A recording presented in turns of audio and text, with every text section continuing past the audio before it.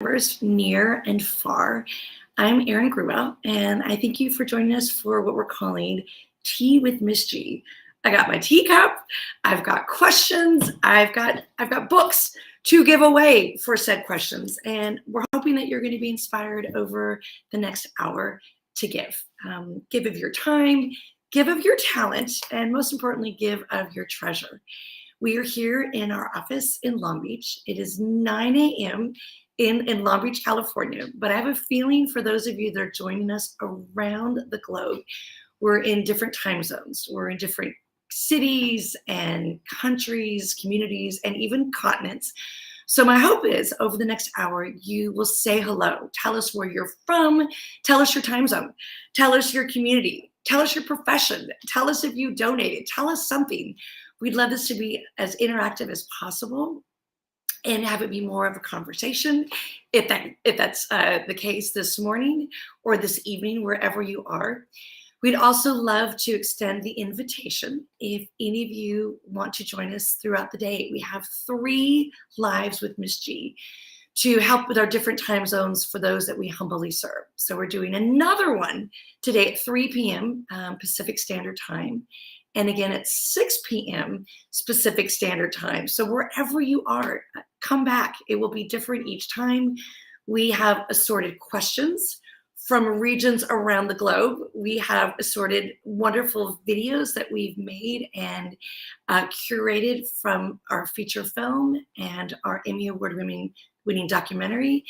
And we're going to dive right in. So let me tell you what we're going to do over the next hour. For those of you that are here, once again, say hello. Say hello and declare thyself. Tell us where you're from. Tell us what you do. Tell us what you want to know. And hopefully at the end of Tea with Miss G, I can take a few questions from the audience. But I want to dive in with our very first question that was submitted prior to today. We asked those who wanted to RSVP to show up and show out and step up and step out to send me a question. So I have chosen 4 for this hour, 4 for 3 o'clock, 4 for 6 o'clock. And for every one of those questions that I ask, I hope you are in the chat room now watching live. If you are, please let us know which book you want. And send us your address and we will send you a book perfect for Hanukkah, for Christmas, for Kwanzaa, for reading. You could pay it forward. You could put it in a stocking. You could take it to your classroom. You could read it on a train. You could do whatever you want with said books.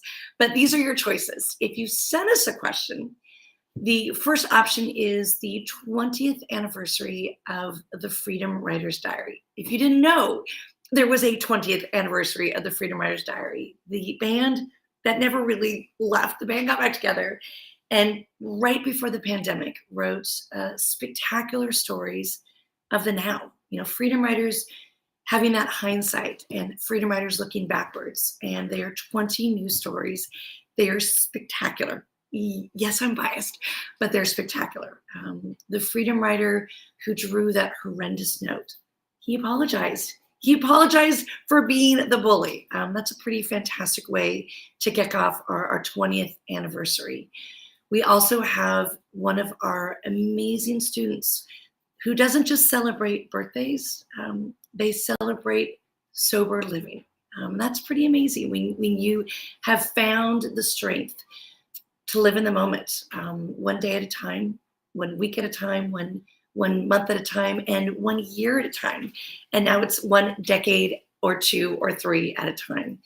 So the stories in the 20th anniversary are just really special, a retrospective of who they are as adults, and those lessons of Room 203 have stayed with them.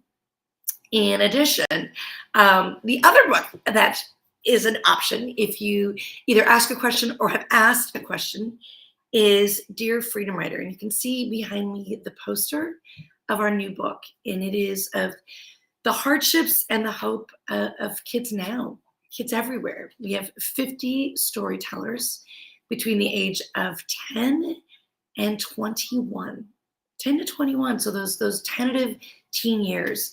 And those stories were written in the middle of a pandemic that seemed to persist for the better part of forever. So for those that were writing, they were either sheltering in place in America or other countries.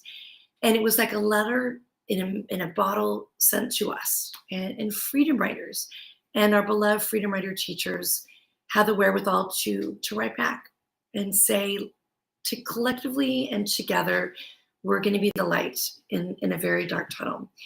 They're both very different books. One is in diary format, one is in letter and response, but I love them both. So if you ask a question and we answer it live, you give us your address and we will send a book to you. So without further ado, I'm going to ask my very first question. We hope that you are here, Lindsay. If you're not, when you arrive, we will do an amazing shout out to you. But this was sent to us in advance. This is from Lindsay Bear from Holland, Patton, New York. I don't exactly know where Holland, Patton, New York is, but I just spent a week in New York with my colleague, Rob. We got out right as the snow was descending. We were as close to Buffalo as Rochester. So we got snow, but we didn't get 6 feet of snow. So let us know, Lindsay, where in New York you are. If you're in upstate New York or Western New York, wherever you are, let us know. But her question is, what is the best way you found to connect with struggling students? So what we try to do, Lindsay, is take some of these questions you guys sent us, and if a picture speaks 1,000 words, we thought maybe a video will speak 1,000,000. So for each of the questions that we selected, including yours, Lindsay, we made a little video, or we curated a little video using both our feature film and the documentary, and asked freedom writers to help answer these questions with me. So for this particular answer, Lindsay, we asked my student Ty, and you could see Ty's beautiful face right behind me in the poster for Dear Freedom Writer. He's smack dab on the cover of our new book. And for me, one of my ways to connect with students was to show them that I see you and I hear you, and I want you to matter. And so what I tried to do in that poignant moment was to allow my students to take everything that was scary in academia, desks and chairs, number 2 pencils and ballpoint pens, paper and textbooks, and strip my room bare. So in that barrenness, we actually had to see each other. This is long before social media, long before gadgets in the hands. And I put a piece of painter's tape in the center of my classroom. And the idea was, we're going to play a game. And it wasn't just any game. There wasn't trophies or gold stars. There wasn't a winner or a loser. But the idea in that barren classroom is, we're going to stand toe to toe and knee to knee, shoulder to shoulder, and hopefully eye to eye. We're going to actually see each other. And in seeing each other, I'm going to ask questions that are silly at first and then serious. And hopefully that painter's tape is a gravitational pull. And if we continue to play, you'll continue to come to that line. So I called it the line game, and it was simple. Students came in, they had no place to sit, no place to hide, and they had to really look at each other. And I stood on the center of that line, and I started asking questions. Questions about a song, questions about a movie, questions about a Marvel character. And then, after enough silly questions, enough high fives and fist bumps, and this camaraderie on the line, the questions got real quick. Stand on the line if you know someone who is poor. And just like a song, and just like a movie, and just like a Marvel character, my students came.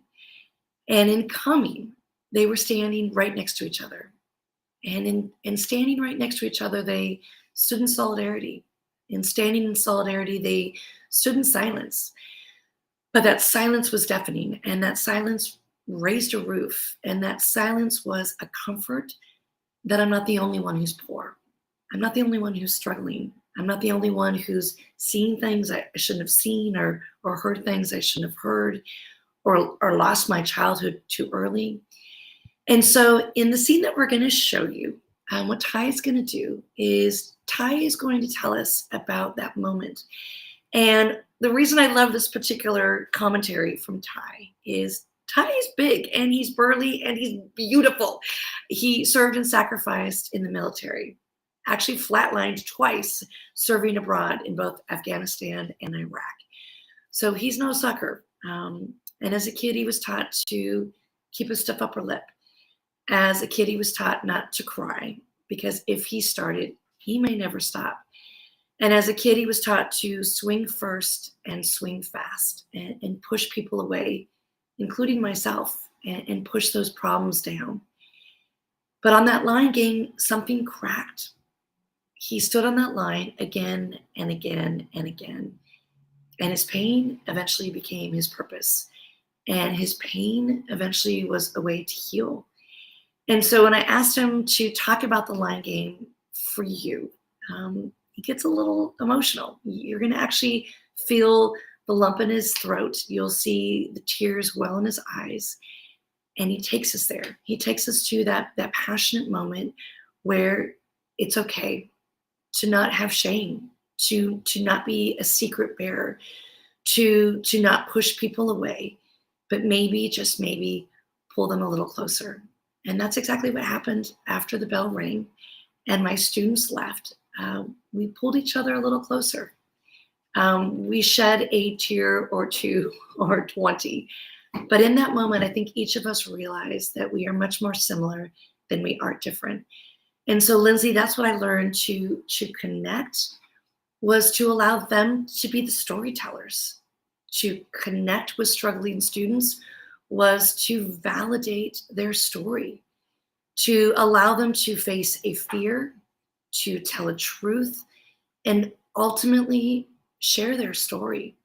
So this is Ty's narrative, but this is all of the Freedom Riders' narrative. So we're going to check out this scene of how I allowed my students to connect, those struggling students, and one of my favorite scenes from room 203. Let's check out Ty and the line game.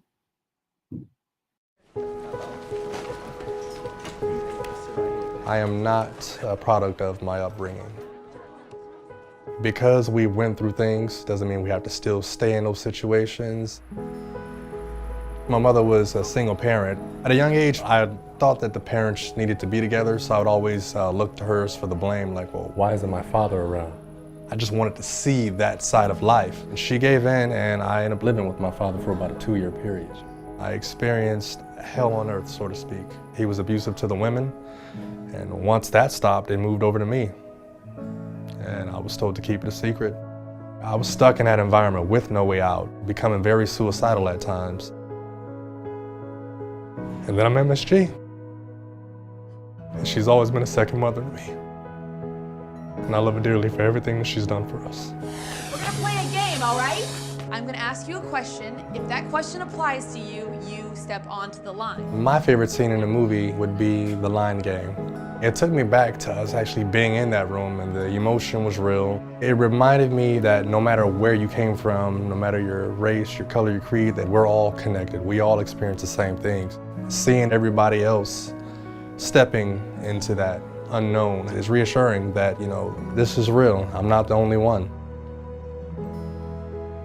What stepping forward meant to me is coming out of the shadows, admitting to myself and to the world that I did experience these things, and to get past that fear. We've all been through these things, and we've still made it through, and we're still standing strong. Thank you all very much.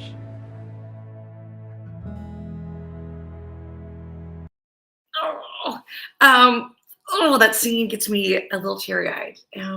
Not just the scene in the movie, but the way that Ty so beautifully tells it. And I love to use the word tender when I describe my boys, because that's not always a word that you hear for big burly boys. I actually used that word after I started an amazing friendship with Father Greg Boyle, an amazing philanthropist himself, who started something called Homeboy Industries. And Homeboy Industries was to take young men like Ty, like my Freedom Riders, and give them a second chance. And he loves to describe his young men as tender as well. So I love that you got to see some tears. I love that you got to see the lump in the throat. And sadly, like so many struggling students, Lindsay, in your community, often those kids are struggling because they're suppressing stuff. There's things that they've experienced that no kid should really experience. And so they lash out, they act up. And when you can connect with them and give them a way to heal and be whole, they're your foot soldiers. They're the first one in the room. They're the last one to leave. And if someone would have told me that when Ty entered room 203 all those years ago, that I would get text almost on a daily basis, hi Ma, hearts, emojis, and love, I wouldn't have believed it. So we all have our struggles, but I think connection is really what students strive for and need. So our next question, I'm really excited, was also sent to us in advance, and it was sent to us from Tamara Miller Davis. Hi, Tamara Miller Davis. Looks like you are coming to us from Ojai, California.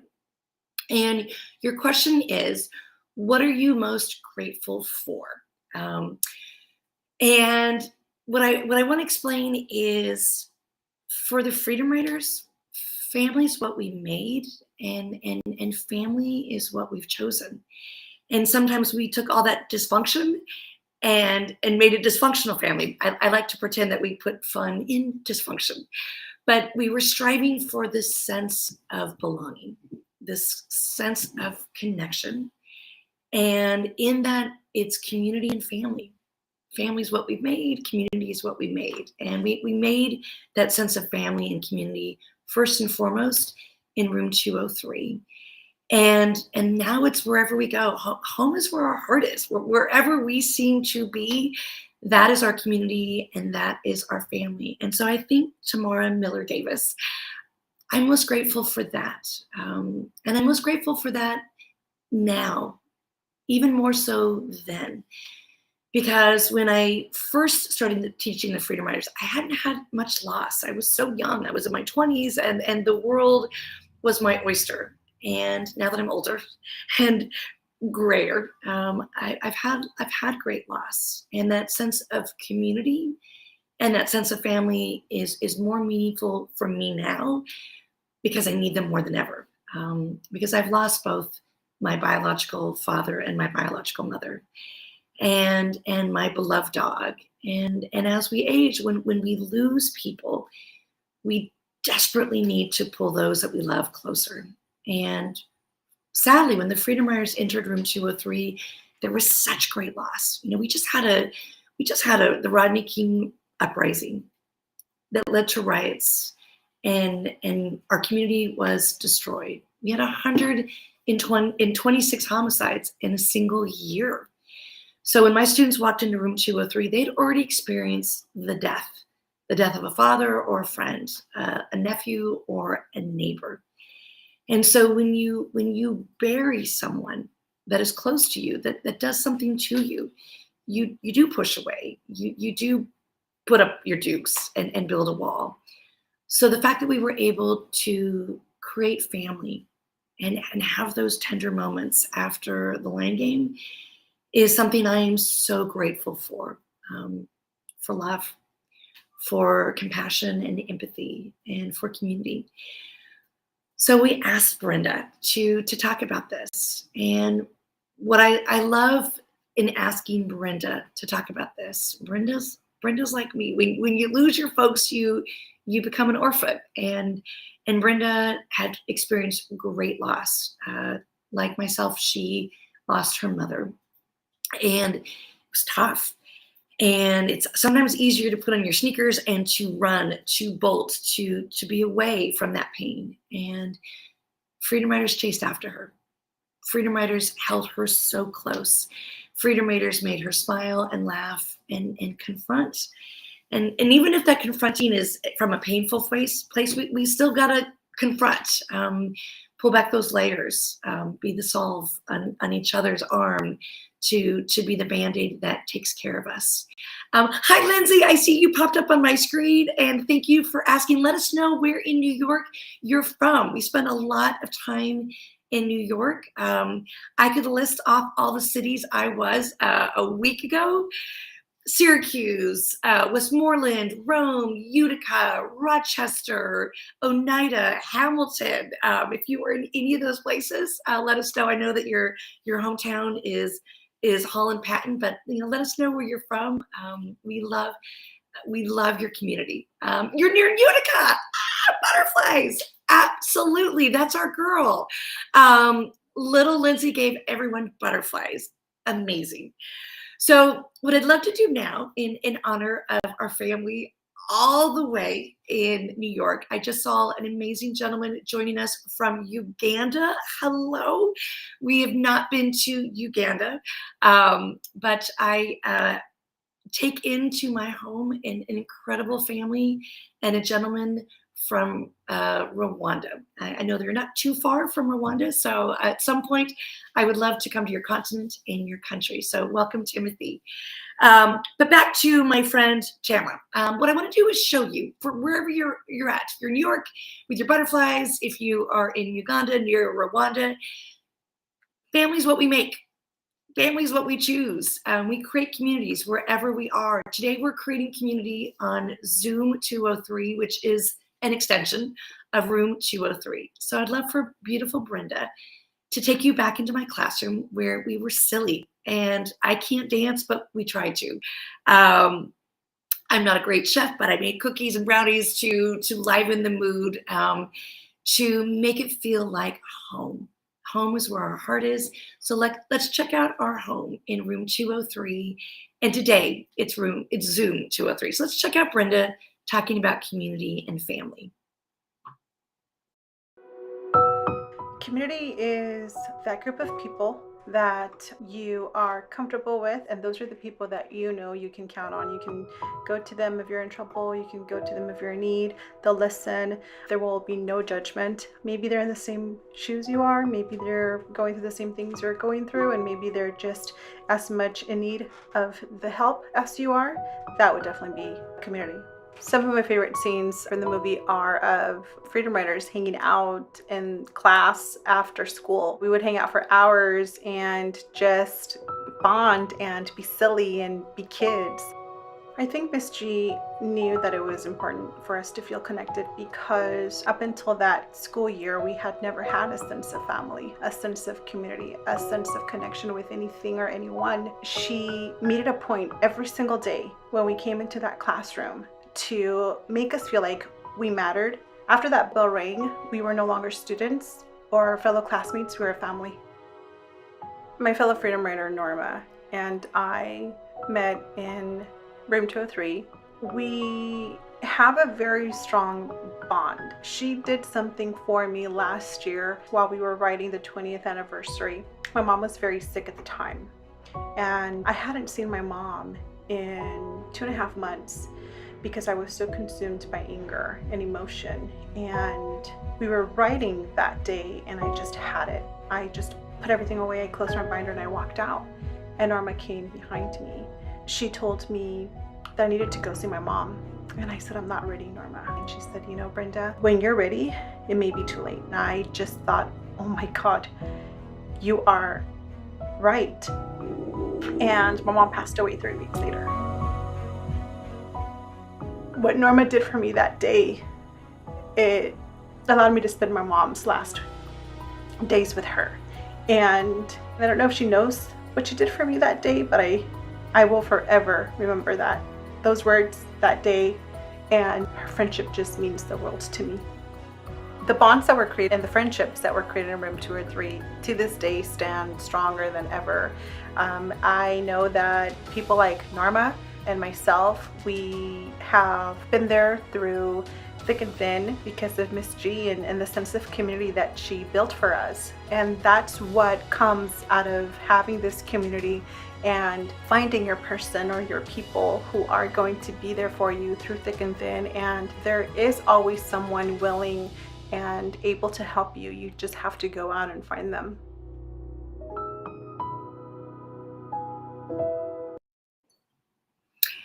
Welcome back to Tea with Miss G. I've got my favorite new teacup.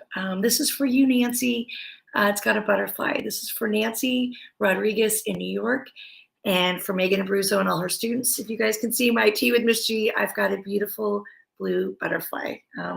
Lexi is very much with us today, very much a part of our favorite scenes in room 203.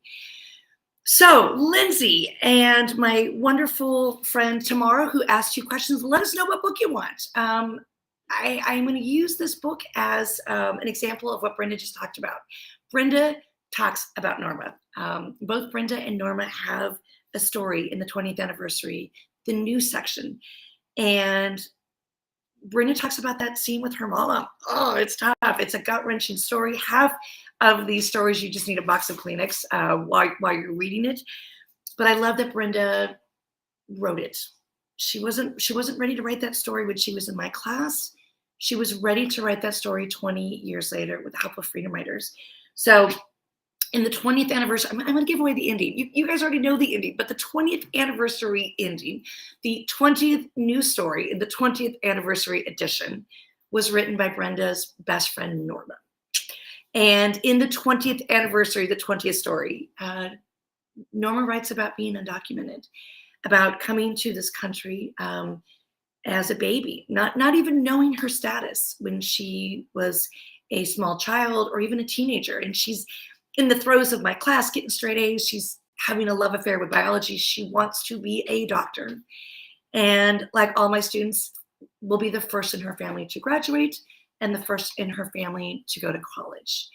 And as she's filling out the forms after all the college tours we took together, and she realizes, I don't have this 9-digit social security number, and has to go home and have a very courageous conversation with her parents. What does this mean? And she learns about sacrifice and the American dream and everything that her family did in her honor to come to this country when she was a baby to have a better life.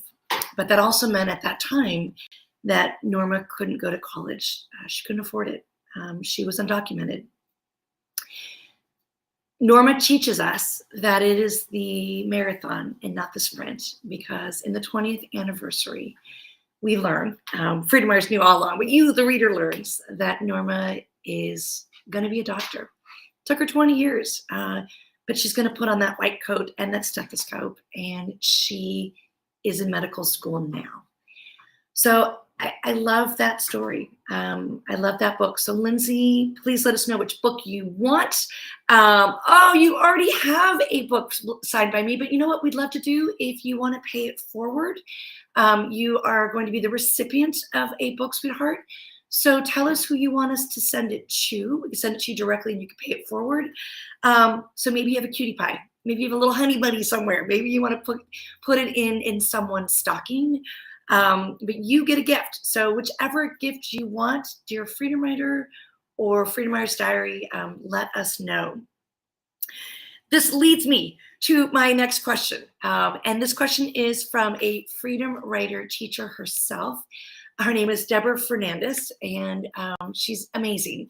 She's got 2 young authors that she has mentored that are part of our dear Freedom Writer story.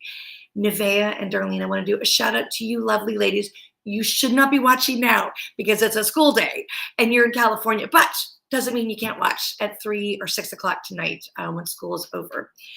But Deborah Fernandez, a Freedom Writer teacher right here in Southern California, she teaches in Adelanto, said, what makes you the proudest? Oh, and I think that for all of us educators, we have these aha moments where it's those moonshots, the woulda, shoulda, couldas. As most of you know, I've been with the Freedom Writers for the better part of forever. And as we age, hopefully we're like a fine wine, getting a little better with age. But I think that for me, you know, when I was in the teacher's lounge and there was all this like toxic banter about those kids and them and rap sheets and roll sheets and statistics and data that my students weren't supposed to make it. And they were 14. How do you write somebody off at 14? Not supposed to make it through a quarter, semester, year, through high school. So there was this feeling of we're going to prove you all wrong. In room 203, it was like we're gonna stand on a line, we're gonna become a family, and we're gonna graduate just to prove you wrong. And we don't have to stop there. And so what that meant was early mornings, late nights, weekends, and that community was, truly like grit and gumption. How do we make up for all of those classes we failed? How do we embrace education? How do we get tested for learning disabilities? So many of my students didn't know that they had dyslexia, and that is why they didn't do so well in my class. So one of the things that was a moonshot moment, and we're going to show you in this clip, is graduation. This idea that even though it was hard, even though you have failed, you're not a failure. And the banter and semantics that the teachers had called them, the audacity of calling someone dumb, stupid, or nothing. We're going to prove you wrong by switching the script and saying that you're brilliant, that you're perfect, that you're amazing, and you can go anywhere and do anything. And that's exactly what the Freedom Riders did and are doing, present tense. So in the scene, you're going to see graduation. You're going to hear pomp and circumstance. You're going to see those burgundy robes and my students. And you're going to see sweet Tony, who is on the cover of this book. This is Tony of the then. We call Tony of the now Pretty Tony, because came into my class 4'0". He said he had to wait to grow into his teeth. He had a really bad haircut because his mom was studying to be a beautician. And the girls would not give him the time of day. Well, guess what? Pretty Tony now walks into any room at any time, and he's like a rock star. And Lindsay, I know you're in New York. I hope you saw Pretty Tony on our last trip. He commands an audience. He's so wise. He's so thoughtful. And so what I'd love to show you is Tony talking about graduation. And it's the twist. We like the twist that it's not always that easy path. Norma being a doctor was circuitous. It took like 20 years to get into medical school. She's there. For Tony, it wasn't an easy 4 years. Early mornings, late nights, summer school, you name it.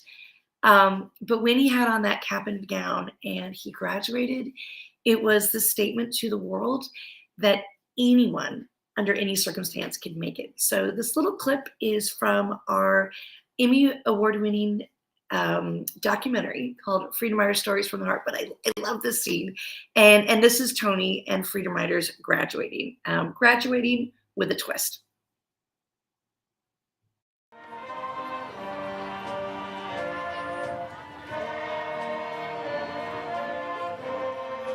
The morning of graduation, I was waiting for the bomb to fall. I was waiting for something that was gonna stop me from graduating, because I knew that I wasn't supposed to graduate. And I remember we were in the field because there's so many of us. We had a record-breaking graduating class that year. There was 150 Freedom Riders that should have dropped out that didn't, so that made the numbers go up. And I was concentrating so much on the fact that I wasn't gonna graduate that I missed my name. My friend kind of nudged me. He's like, hey, they called you.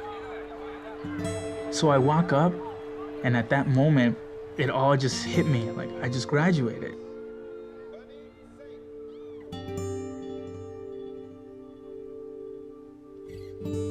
For a lot of my students, the last day was really hard. It's almost like if you've ever seen someone who's been incarcerated and they open the door and they have freedom and they don't know where to go. For so long, room 203 was this accepting, inclusive place.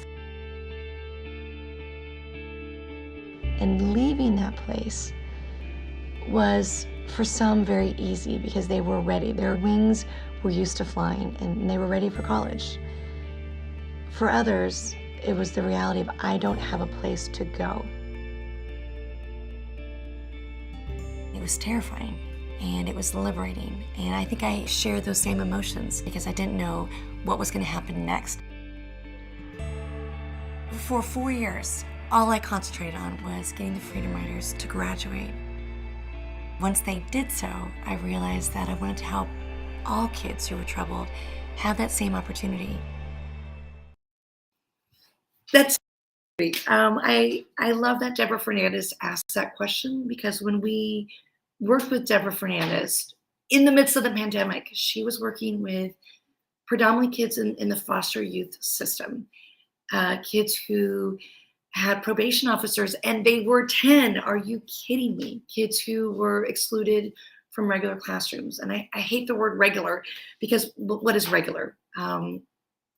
So my moonshot moment for choosing that scene, because Deborah Fernandez, Freedom Rider Teacher Extraordinaire, asked it, was, your kids are going to graduate. I know it. I feel it. The Darlenes, the Nevaehs, the Howards, the Rusties, et al. So Deborah, let us know what book you want to give. You are going to have Christmas come early. You could stick it into someone's stocking.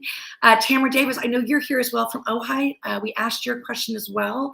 So let us know which book you want, and we will send it off to you as an early holiday gift. For those of you that are just joining us around the world, we've got you on LinkedIn, we've got you on Facebook, we've got you on our website, we've got you a little bit of everywhere. This is Tea with Miss G. Special shout out to all the sweet students in Megan Abruzzo's classroom in Long Island. Special shout out to the Rodriguez family. This is my cup with a little butterfly for my Tea with Miss G. Lexi is very much with us. And so in honor of Lexi, who is very much with us, the donations that come in this hour are going to go towards a symposium in Lexi's honor. So I just got handed a note that someone donated anonymously.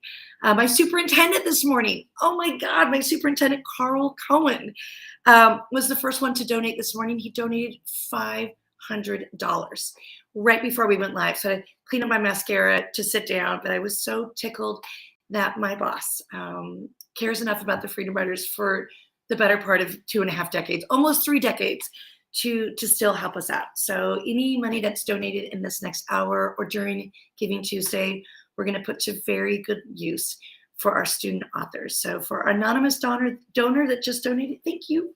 Thank you for doing so. In honor of Lexi, Long Island, and Joseph, I hope you're watching. If you are, declare yourself. But I was sent some questions today from your amazing teacher, Megan Abruzzo. So this book is coming directly to you, Joseph, whichever book you choose. And it's a tough question. You ask, have you ever saved someone's life when they were in a downward spiral? So thank you, Joseph, for asking such a tough question. And the answer is yes. Yes then and yes now. And sometimes you got to do like guerrilla tactics. You've got to be very present and intentional and call your kids out. I was constantly calling my kids out. And so I love Joseph from Long Island asked this question, because one of the students that I'd like to believe that I helped save, ultimately they saved themselves, was Sue Ellen. And Sue Ellen was at your very school. Sue Ellen is right here on the cover of your book. But Sue Ellen suffers from depression. She was diagnosed as an adult with being bipolar. And in that mental health journey, when she's depressed, she's very depressed. She's sitting beside me now, so I'm not telling tales out of school. But at one point, I had to put what they call a 5150. And that is in California, when you can have someone hospitalized for observation for at least 72 hours for them to run tests, to make sure that someone's out of harm's way. And oftentimes harm is self-harm. So the scene I'm going to show is something that I didn't even realize had made a difference for Sue. I had another student whose mother was dying of lupus. His father trafficked women. He was a pimp, not the 50 Cent PIMP, but tragically taking advantage of women. His brother was serving a life sentence for murder, and his baby brother was born addicted to crack. Born high on arrival. So when times got tough, my student stopped showing. He just stopped coming to class. And When I asked my students to do an evaluation of themselves, this particular student gave himself an F. And it was such a personal affront to me. So I called him out in the office, and I got to be honest, this is the double entendre of the Tea with Miss G. This is the bad and the good. I use words I probably shouldn't have used, but I used words, specifically variations of the F word, because I wanted to like psychologically sucker punch that student to understand that by you giving yourself an F, it feels like an FU to me and an FU to you and an FU to this community that we've created and this family on the other side of the door. And as I'm ranting and raving, what I didn't realize is sneaky Sue Ellen was listening and paying attention and leaning in, and in leaning in, listening to me call Henry out. I had to call out Sue Ellen this morning. And I'm not ashamed of saying that, because sometimes when you want the best version of the people that you love, you have to have courageous conversations with them in real time. And so I did so at about 7:15 this morning. And you know what? She's still here. We hugged it out. And so sometimes you've got to be that spark plug for people that just gives them a jump start to their heart. So I want to say for you, Joseph, I know the school in which you hail. I knew the students in which you sit next to. I think that your question is perfect and it's poignant, because ultimately we want to save lives. Ultimately, we want to have those hug-a-thons. Ultimately, we want to lead with love, which I know that Lexi led with love. I know that the Rodriguez family continues to lead with love. And I know in your very special classroom with your very special teacher, Megan Abruzzo, she leads with love every moment of every day. So let's check out Sue in that moment, talking about her favorite scene. A fun little fact for you folks who are movie connoisseurs. In a PG-13 movie, you get like one F word. Who knew? I didn't know. So in our PG-13 movie, this was the F word that stayed. You're not going to hear it now, but you can hear it in the film. I actually said 3. I said F you, F me, and F everybody. But in the movie, we got our what? We got our 1 in our PG-13 film. But let's check out Sue taking us back into room 203. And that double entendre of favorite scenes. Sometimes the hardest lessons become our favorite. So this is Sue talking about the FU moment.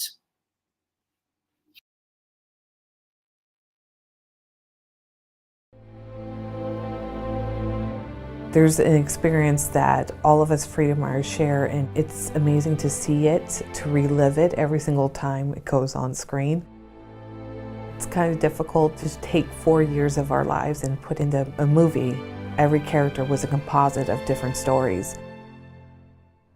I remember actually seeing the classroom that they built on the studio lot. Everything from the bookshelves, graffiti on the desk, the sunflower borders that Miss G always had in her classroom. It just made me feel like I was back in room 203.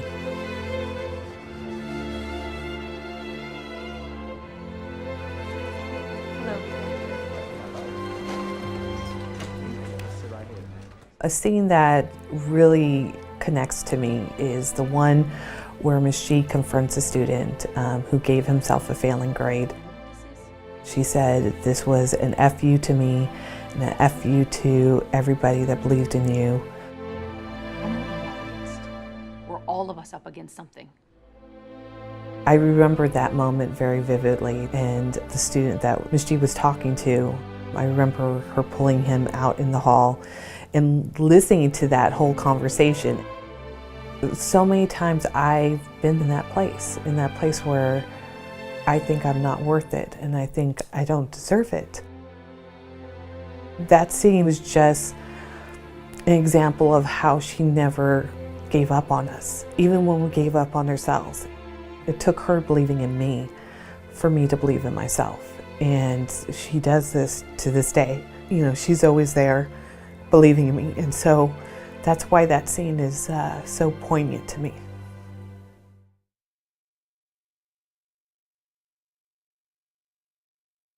little teary-eyed. I love that several classrooms are watching this as we speak. So a shout out to Deborah and Roma and all your sweet colleagues and cutie pies. A book will be on its way. A sweet shout out to Megan and all of your sweet students, specifically Joseph, who asked an amazing question. And so our last question that was sent to us in advance also gets me a little. All these seeds that we've chosen have a theme. As you guys can see, they're all a little emotional, and I love that freedom writers are helping in the storytelling, because ultimately I might have walked into room 203 as a teacher, but I sit before you today as their student. Freedom writers are bossy. For any freedom writer teacher who has met the freedom writers, you know they're really the boss of me. So I just want to say thank you to all of you who are watching on all the different platforms and all the different sites. Thank you for joining us for Tea with Miss G. For those of you that have donated or plan to donate, thank you. For those of you that are getting your books, please let us know what you want. I think right now almost every single person has wanted Dear Freedom Writer, which is exciting because that's my new obsession.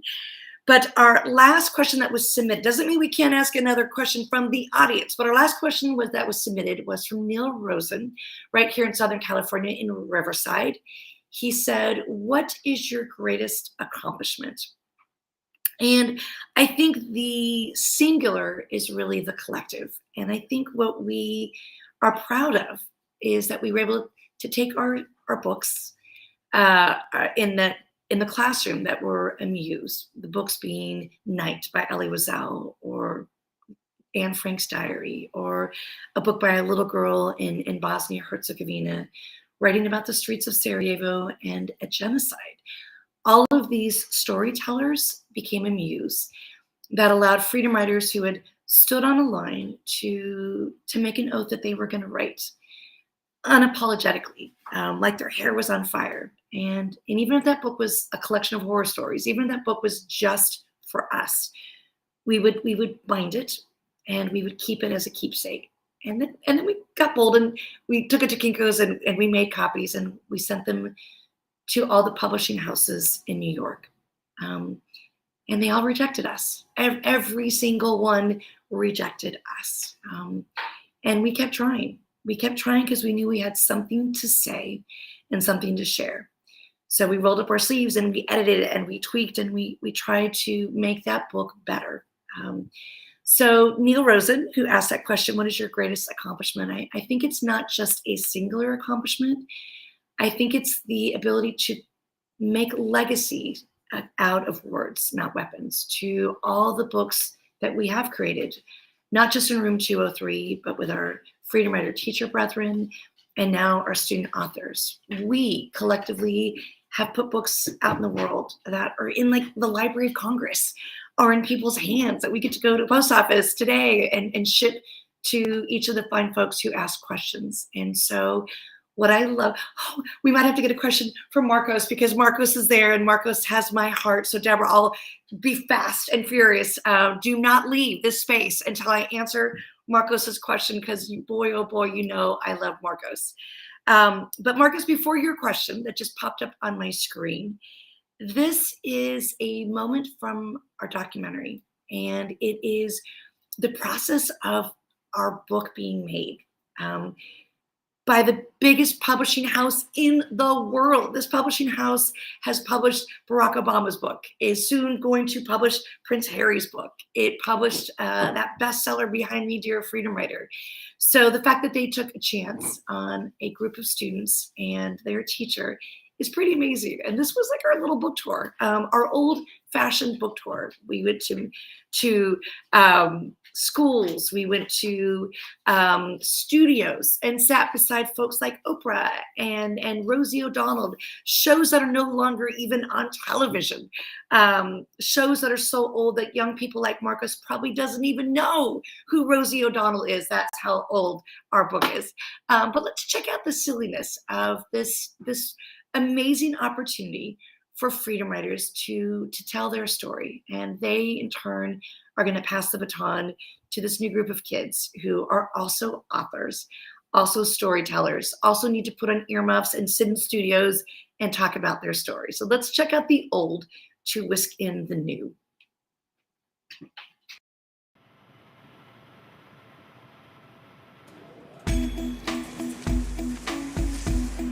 The Freedom Writers and I realized that our story is a universal story.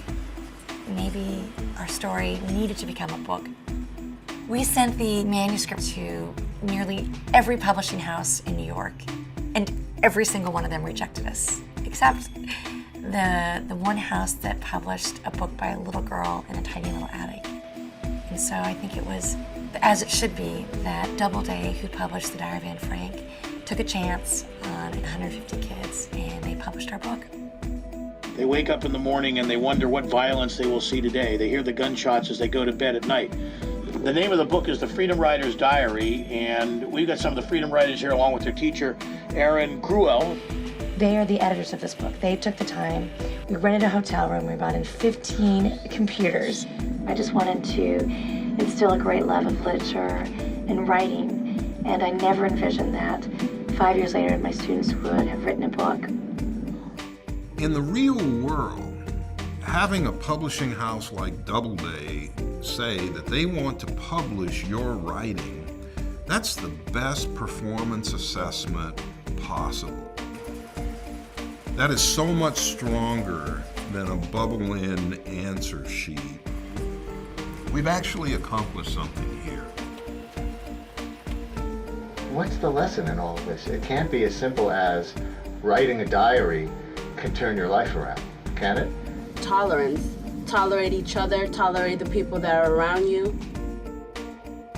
It was like Ms. Gruel and the Freedom Writers, a phenomenal story, and now sports.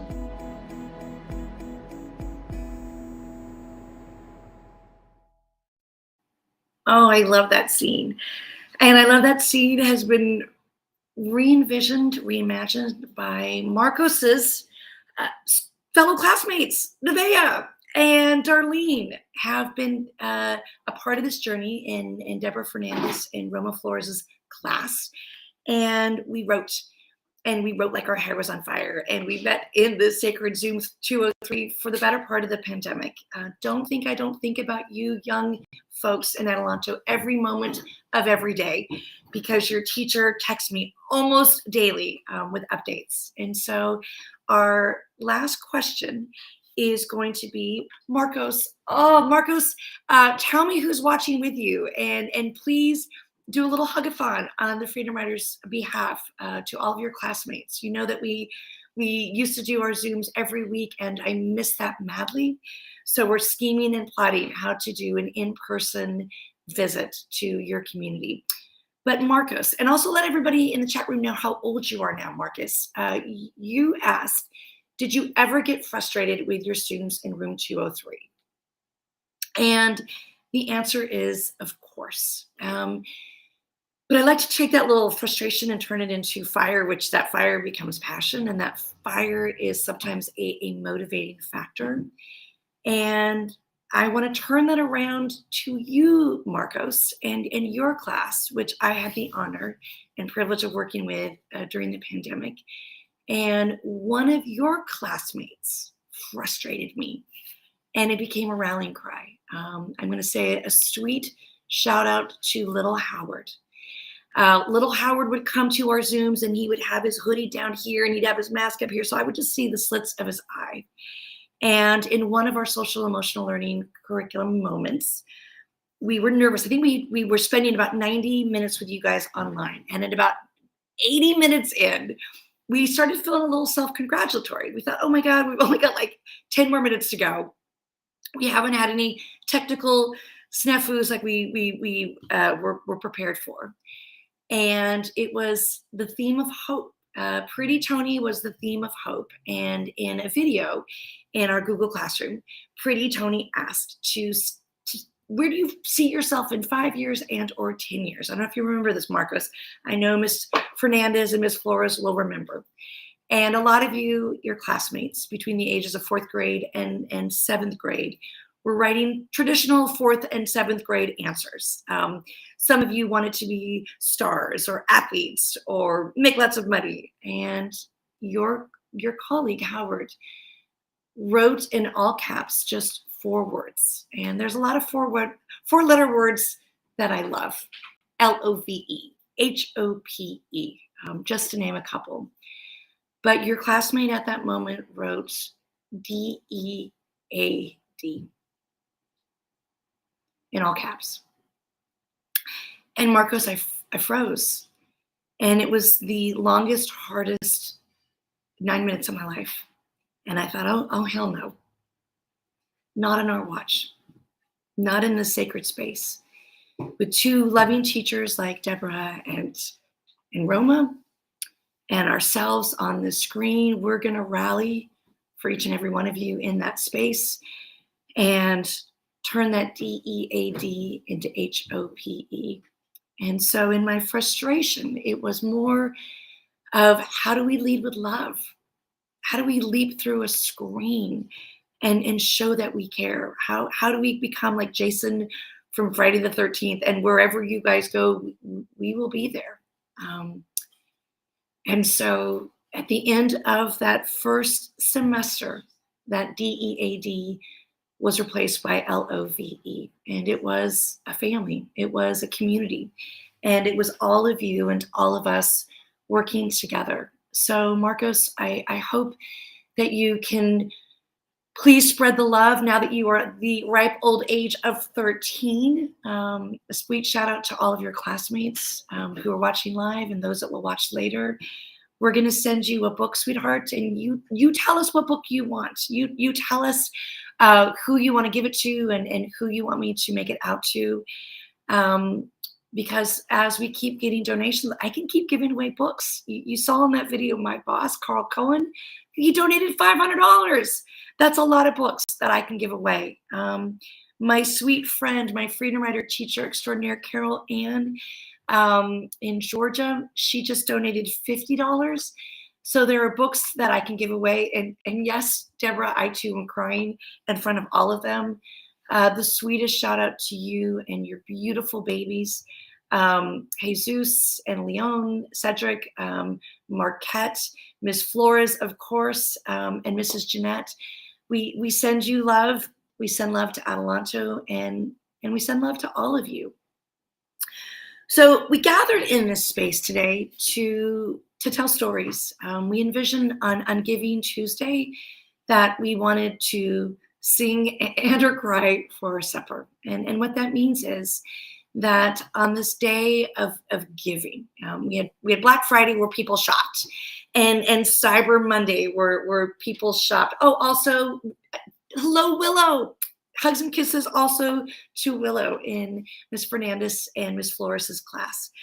But in our singing for our supper, we thought, how can we tell stories about my classroom that may be similar to classrooms around the globe? You know, we were just unbelievably fortunate to put it in a book and send it out to the world like a message in a bottle. Very humbled that they made it into a film, and I have the daunting task of walking into classrooms around the world, and people are disappointed that Hilary Swank herself didn't walk in, that it's just me, the nerdy teacher. But every single educator who's joined us today, whether it's Karen Solis in North Carolina, Megan Abruzzo in New York, sweet Carol Ann in Georgia, Deborah Fernandez in California, wherever you may be, wherever you're joining us, you have those moments. You have those moments of connection and accomplishment and those things that make you proud, those moments that get under your skin and frustrate you. And so we just wanted to celebrate. We wanted to celebrate the folks that ask questions. So once again, I want to do a sweet shout out to our question askers who all get a book. I want to say thank you to Marcus, 13 years old, bold enough to ask a question and receive a book. Neil Rosen, thank you for asking a question. You get a book. To our beautiful Tamara in Ojai, California, thank you. To Deborah Fernandez, who's got a gaggle of students and colleagues, thank you for asking a question. To Lindsay in New York, thank you for asking a question. And to Joseph, Joseph in Long Island.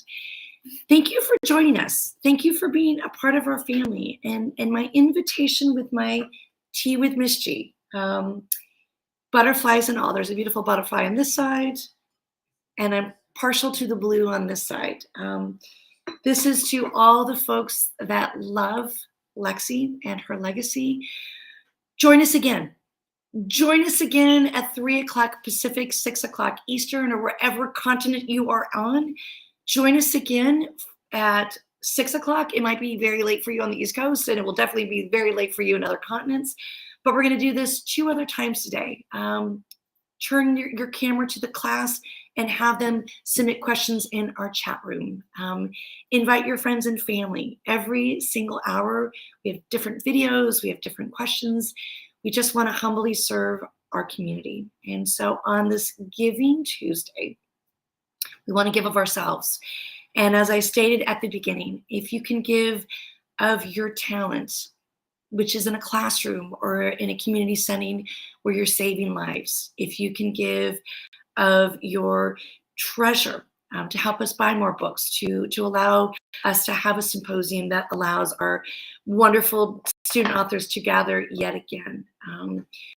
We want to honor that. So however you can give in this honor of Giving Tuesday, give a little time, give a little talent, give a little treasure, give of yourself, but make today be about giving, paying it forward, leading with love, and being part of something that is bigger than yourself. We here at the Freedom Writers Foundation feel like it's bigger than ourselves, and we often have pinch me moments. So knowing that folks join us from near and far today at 9 o'clock in the morning on the West Coast and all these other time zones is a real pinch me moment. So come back and play, come back and ask, come back and give. But for now, I say thank you. I can't wait to sign some books, rush to the post office, and get them off to all of you that were bold enough to ask a question. More books will be given, more questions will be asked, and hopefully we'll see you all soon. So thank you. Bye, everybody. Thank you for joining Tea with Miss G, and hopefully we'll see you later today.